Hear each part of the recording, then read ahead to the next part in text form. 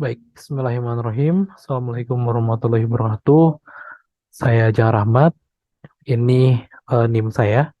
Jadi ini saya presentasi untuk UTS ya, UTS dengan mata kuliah Grafika Komputer dengan dosen Pak Catur ya. Nah ini karena ada dua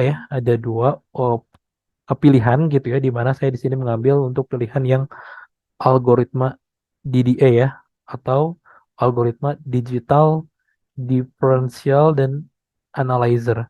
Digital differential differential analyzer.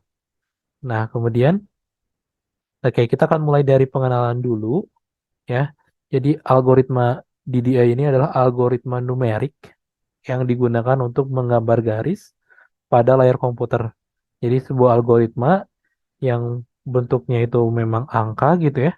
Kemudian digunakan untuk bikin garis. Jadi di komputer kita bikin garis itu menggunakan algoritma. Bisa menggunakan salah satunya adalah menggunakan algoritma DDA.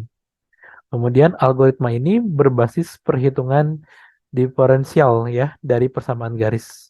Nah, nanti di slide selanjutnya ada penjelasan lebih detail ya mengenai ini.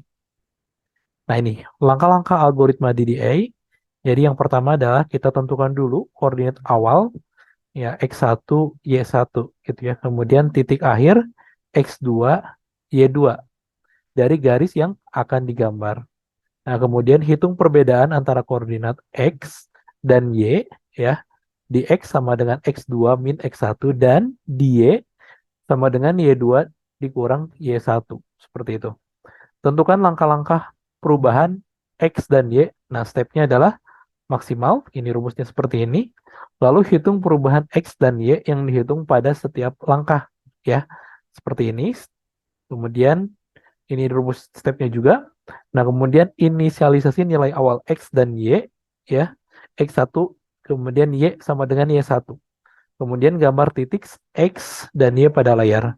Nah, ini ulangi 6 langkah, 6 hingga langkah perubahan step mencapai akhir, seperti itu. Kemudian ya udah selesai. Nah, ini contoh penggunaan algoritma DDA. Ya, ini sepertinya dibuat menggunakan Java. Saya mengambil dari sini sumbernya. Nah, ini contohnya ya. Jadi ini rumusnya seperti ini yang tadi sudah dijelaskan. Nah, kemudian bagaimana dia menghasilkan sebuah garis ya. Ini contoh gambar garisnya seperti ini.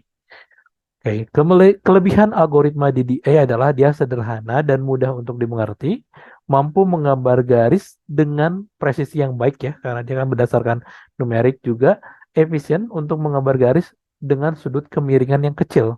Oke, ini perlu digarisbawahi ya, dengan sudut kemiringan yang kecil itu efisien ya.